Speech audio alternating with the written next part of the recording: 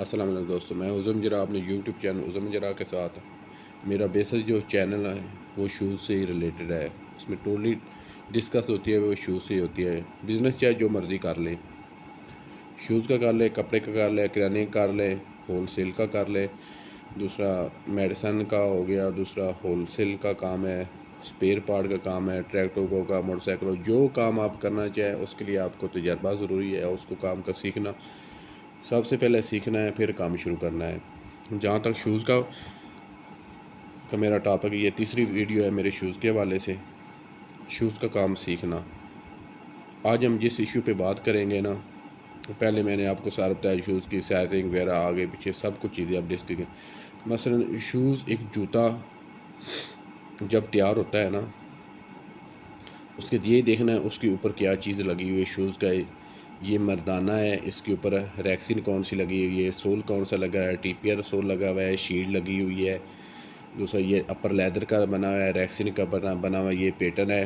جہاں تک لیڈیز کا ہے، لیڈیز کا بھی یہی ایشو ہے، اس کے اوپر یہ چمکی لگی ہوئی ہے، یہ شیشہ لگا ہوا ہے، یہ برائڈل ہے، اس کے نیچے کراچی سول لگا ہوا ہے، یہ ٹی پی آر ہے، یہ جیلی سول میں ہے۔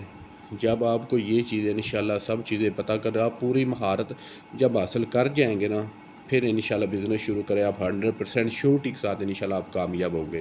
کوئی دنیا کو کوئی چیز آپ نہیں روک نہیں سکتا۔ میں آج کو نا اپنے حوالے سے بات کرتا ہوں۔ مجھے نا میرا کچھ گلا خراب ہے، کائنڈلی مائنڈ مت کیجیے گا۔ مجھے نا شوز کے متعلق بالکل پتہ نہیں تھا۔ ہمیں کسی نے جب شوز کا کام کسی نے دکان لے دی، وہ دکان مہنگے داموں لگی، اس میں مال نہیں تھا جتنے کے اس نے دکان لے دی۔ مجھے شوز کا بالکل ہی پتہ نہیں تھا، شوز کے کاروبار، جوتیوں کے کاروبار کے متعلق مجھے کوئی پتہ نہیں تھا۔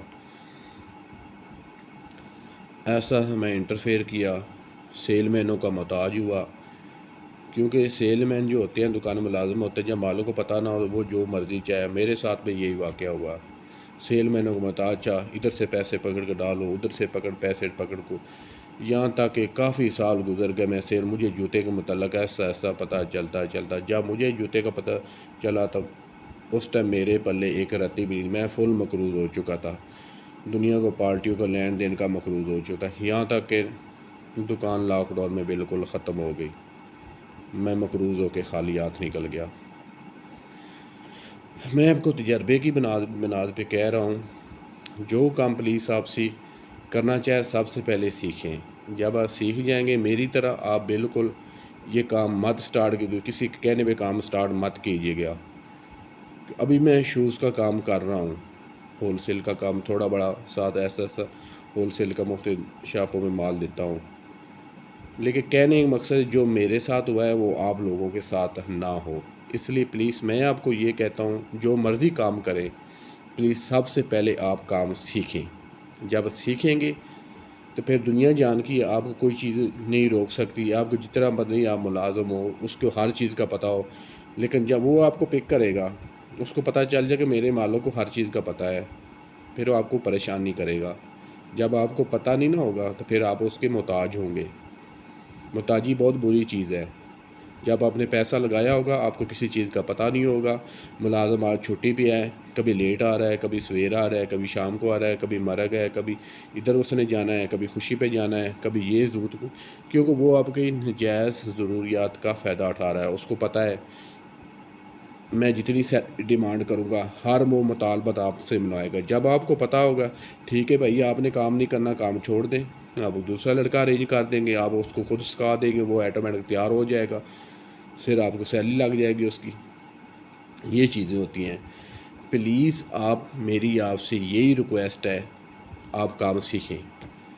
انشاءاللہ جب آپ کام سیکھ جائیں گے آپ کو عبور حاصل ہو جائے گا، مہارت حاصل ہو جائے گی۔ تھوڑا سا ٹائم ویسٹ کر لیں، ویسٹ بھی کیا کرنا ہے، ضائع نہیں، وہ ٹائم آپ کا جائے گا، وہ ٹائم آپ کا بڑا قیمتی ہوگا، آپ کے فیوچر مستقبل میں وہی ٹائم آپ کو کامیاب آئے گا جو پوری زندگی آپ کا کام چلتا رہے گا۔ اس لیے کام کو پلیز کسی کے کہنے پہ کام مت شروع کیجیے گا۔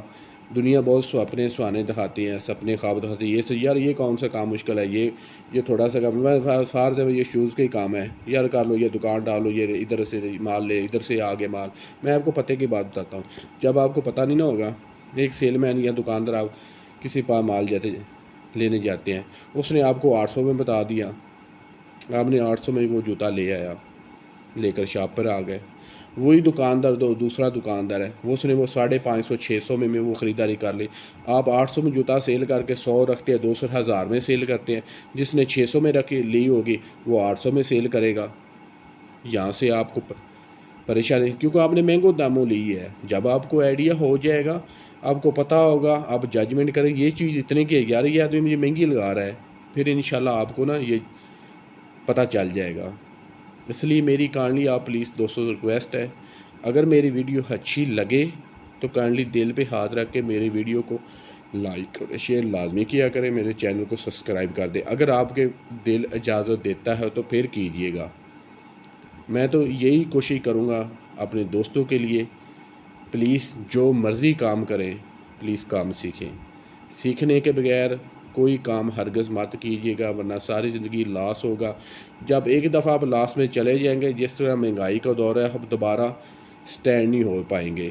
اس لیے جو آپ کی جمع پونجی ہے وہ اپنے کاروبار میں لگائیں، اس سے پہلے آپ اس کام کے متعلق عبور حاصل ہو۔